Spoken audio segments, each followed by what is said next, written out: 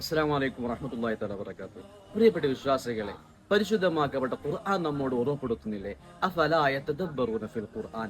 ഖുർആനിനെ കുറിച്ച് നിങ്ങൾ ചിന്തിച്ചു നോക്കിയിട്ടില്ലേ? ആ പരിശുദ്ധ ഖുർആനെ കുറിച്ച് ഏതെങ്കിലും സമയത്ത് നമ്മൾ എന്തെങ്കിലും ചിന്ത നടത്തിയിരുന്നെങ്കിൽ വലിയ അത്ഭുതങ്ങൾ നമുക്ക് കണ്ടെത്താമായിരുന്നു. ഞാൻ ഓർത്തുപോവുകയാണ്, പരിശുദ്ധമാക്കപ്പെട്ട ഖുർആനിലെ ഒരു സൂറത്താണ് സൂറത്തുൻ നഹൽ.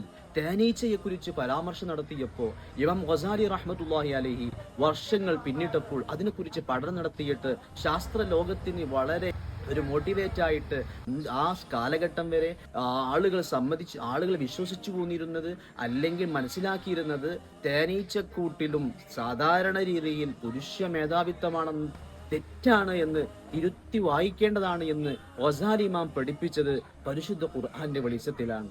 ആ സൂറത്തുൻ നഹൽ വായിച്ചെടുക്കുന്ന സമയത്ത് അത്ഭുതം തോന്നിപ്പോകും. പരിശുദ്ധമാക്കപ്പെട്ട ഖുർആൻ അത്ഭുതത്തോടുകൂടെ ആ തേനീച്ചയെ കുറിച്ച് വർണ്ണിച്ച സമയത്ത് പരിശുദ്ധ ഖുർആൻ പറയുന്നുണ്ട്, ആ അല്ലാഹു സുബ്ഹാനഹു വ തആലയാണ് അതിന് വഴി അറിയിച്ചു കൊടുത്തത് എന്ന് പറഞ്ഞപ്പോൾ, സാധാരണ നമ്മളൊക്കെ വഴി സഞ്ചരിക്കുന്നവരാണ്, പക്ഷെ തേനീച്ചയെ കുറിച്ച് എന്തുകൊണ്ടാണ് അങ്ങനെ പറഞ്ഞത്?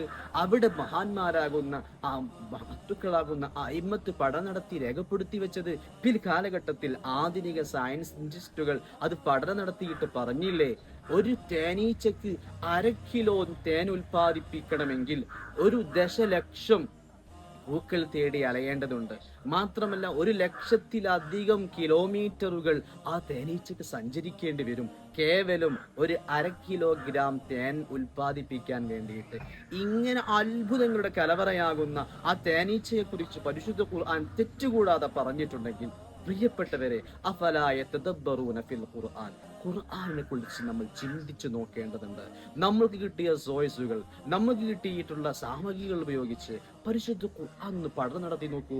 മോറിസ് ബുഖായി എന്ന ഫ്രഞ്ച് ശാസ്ത്രജ്ഞൻ ഇസ്ലാമിലേക്ക് കടന്നു വരാനുള്ള കാരണം തനിക്ക് ഏൽപ്പിക്കപ്പെട്ട പഠന ദൗത്യത്തിന്റെ നിർവഹണമായിട്ട് മമ്മികളെ കുറിച്ച്, ഈജിപ്ഷ്യൻ മമ്മികളെ കുറിച്ച് പഠനം നടത്തിയതാണ് എന്ന് ശാസ്ത്രജ്ഞർ വരെ അല്ലെങ്കിൽ ചരിത്രകാരന്മാർ വരെ രേഖപ്പെടുത്തി വെച്ചിട്ടുണ്ടെങ്കിൽ, നമ്മുടെ ഈമാൻ അചഞ്ചലമാകാൻ വേണ്ടിയിട്ട് ഖുർആൻ നാം പഠിക്കണം. അല്ലാഹു തആല നമുക്ക് തൗഫീഖ് നൽകുമാറാകട്ടെ. സാധിക്കുന്ന ആളുകൾക്ക് നമ്മുടെ ഓൺലൈൻ ദർസിൽ പങ്കുചേരാവുന്നതാണ്. ഓൺലൈൻ സംവിധാനമാണ്, വളരെ ലൈവ് സെഷനുകളായിരിക്കും. ദിവസം 1 മണിക്കൂർ സ്പെൻഡ് ചെയ്തുകൊണ്ട് ഖുർആനിന്റെ അത്ഭുതങ്ങളിലൂടെ സഞ്ചരിക്കാൻ താല്പര്യമുള്ള ആളുകൾക്ക് ഈ നമ്പറുമായിട്ട് ബന്ധപ്പെടാം. അല്ലാഹു സുബ്ഹാനഹു വ തആല നമ്മുടെ അറിവുകളൊക്കെ ഉപകാരപ്രദമാക്കി തരുമാറാകട്ടെ. അസ്സലാമു അലൈക്കും.